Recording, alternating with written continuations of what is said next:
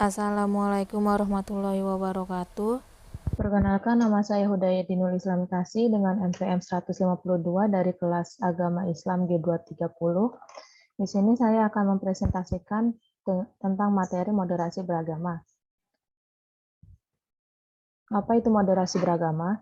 Moderasi beragama merupakan sikap melakukan suatu hal berdasarkan ajaran-ajaran agama yang dianut dengan tanpa meninggalkan dan mengabaikan tradisi atau norma yang terdapat pada masyarakat. Konsep moderasi adalah sebagai pembatas antara dua hal yang berbeda. Batasan ini dianggap tidak mendukung sikap radikal dalam agama dan tidak juga membenarkan sikap mengabaikan nilai-nilai yang diajarkan oleh agama yang dianut. Moderasi beragama bukan hanya ditujukan pada masyarakat yang beragama Islam, tapi juga untuk semua agama.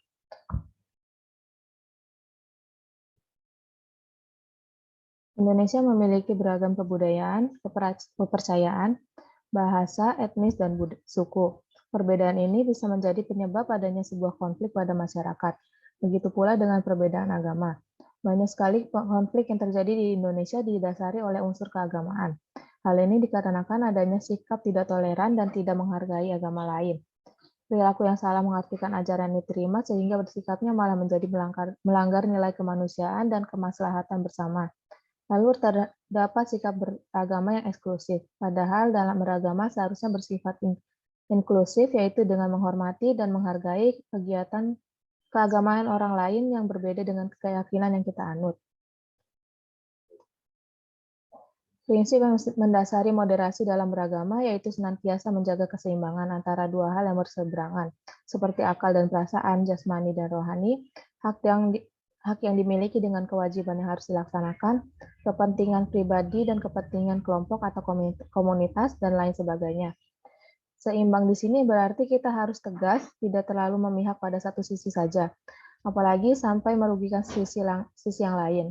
Lakukan sesuatu sesuai porsinya, tidak berlebihan ataupun kurang. Moderasi dapat menjadi salah satu faktor pendorong terwujudnya kehidupan sosial yang harmonis, seimbangnya antara kehidupan pribadi, keluarga, maupun bermasyarakat. Sikap moderasi beragama yang tidak memihak satu sisi saja menjadikan kita harus mencari jalan tengah dari dua sisi yang berbeda. Agar hal itu berjalan dengan lancar dan mudah, kita harus memiliki pengetahuan agama yang memadai, sehingga kita dapat bersikap objektif dalam menyelesaikan suatu masalah. Kita juga dapat bersikap bijaksana dan tidak egois dengan pendapat pribadi kita. Moderasi beragama memastikan pengikut suatu agama untuk tidak terlalu tertutup dengan kelompok yang berbeda dengan mereka. Kita sebagai umat beragama harus terbuka pada perbedaan yang ada. Kita harus berbaur dan beradaptasi dengan berbagai kelompok, tapi tetap dengan saling menghargai. Dengan begitu, moderasi beragama dapat berjalan lancar dan membuat setiap umat beragama tidak bersifat melewati batas dalam menanggapi suatu persoalan yang menyangkut tentang keagamaan seperti beraneka ragamnya agama dan penafsiran agama. Ada 4 parameter yang ada sebagai penanda suatu perilaku sudah masuk ke dalam sikap moderat dalam beragama, yaitu 1. Rasa tanggung jawab pada negara. Segala bentuk perilaku yang dilakukan yang sifatnya untuk memajukan bangsa Indonesia dan menciptakan negara yang damai. Kedua, toleransi. Perilaku yang tidak merendahkan, menghargai, dan menghormati perbedaan kebudayaan dan keyakinan yang ada. Ketiga, anti kekerasan, selalu menyelesaikan masalah yang dengan kepala dingin, tidak mengundang keributan, menghindari masalah yang dapat mengakibatkan rusaknya perdamaian karena perbedaan yang ada. Dan keempat, dapat menyesuaikan diri dengan kebudayaan lokal yang ada. Orang yang memiliki sikap moderat akan lebih mudah dalam menerima tradisi dan budaya lokal dalam kegiatan keagamaan, selama tidak melanggar dan bertentangan dengan syariat dari agama yang dianut. Seperti yang disebutkan sebelumnya, bahwa Indonesia adalah negara yang memiliki banyak perbedaan, mulai dari budaya, agama, suku, etnis, dan bahasa. Perbedaan ini sangatlah rawan menimbulkan konflik. Konflik yang mengangkut tentang keagamaan biasanya dikarenakan adanya perbedaan paham atau aliran pada suatu agama yang sama atau berbeda. Penyalahartian ajaran yang diterima, radikalisme yang dilakukan oleh suatu kelompok, hingga adanya terorisme. Dengan munculnya permasalahan-permasalahan keagamaan tersebut, dapat kita ketahui bahwa kita harus lebih bisa menerima perbedaan yang ada.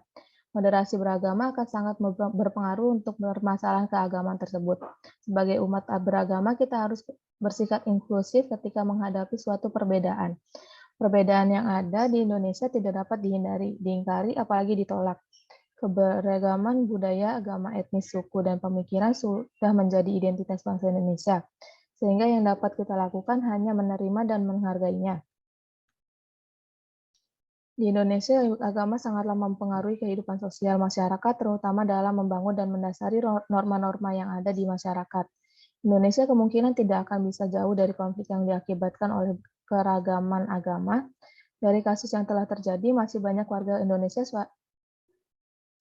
suatu kelompok yang sulit untuk bersikap toleran pada perbedaan yang mereka temui. Pada buku Moderasi Beragama yang dikeluarkan oleh Kementerian Agama Republik Indonesia, terdapat sebuah kasus akan diadakannya pembangunan Masjid Nur Musafir di Kelurahan Batu Plat, Kecamatan Alak, Kota Kupang, Nusa Tenggara Timur. Pembangunan masjid tersebut di tengah pemukiman yang mayoritas penduduknya adalah umat Kristiani. Pembangunan masjid ini didasari oleh sulitnya umat Islam untuk beribadah karena letak masjid yang jauh dari pemukiman mereka. Untuk dapat melakukan pembangunan masjid tersebut, panitia pembangunan masjid tersebut harus memenuhi berkas-berkas yang menjadi syarat dan juga surat dukungan yang diberikan oleh warga non-muslim yang ada di pemukiman itu.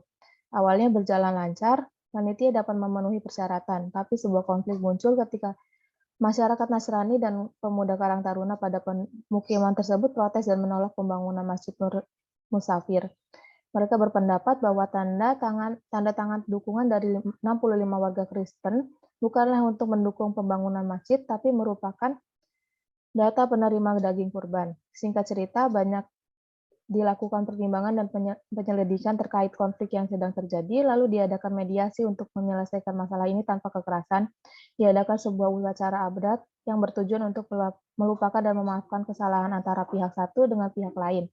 Setelah pertemuan dan mediasi yang dilakukan, akhirnya Masjid Nur Musafir dapat dibangun. Kesimpulannya, dari penjelasan sebelumnya dapat kita simpulkan bahwa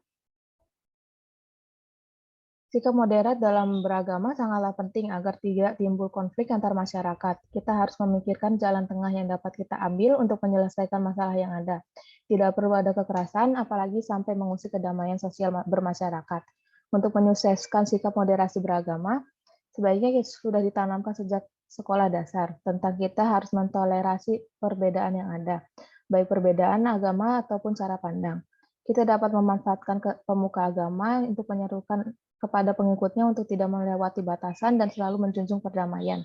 Biasanya di masyarakat akan mengikuti perkataan seorang pemuka yang mereka percaya, sehingga dengan ini diharapkan kita dapat mewujudkan moderasi beragama. Kita juga bisa menggunakan cara bersosialisasi antar individu dan atau kelompok antar agama untuk menciptakan lingkungan yang harmonis dan damai. Lingkungan tersebut dapat dibangun dengan adanya kegiatan bersama dan bergaul tanpa melihat perbedaan di antara mereka. Tapi selama masih ada ekstremitas beragama pada satu sisi dan tidak diikuti oleh moderasi beragama, maka akan selalu ada sikap tidak toleran dan konflik terkait keagamaan pada masyarakat. Sekian presentasi dari saya. Wassalamualaikum warahmatullahi wabarakatuh.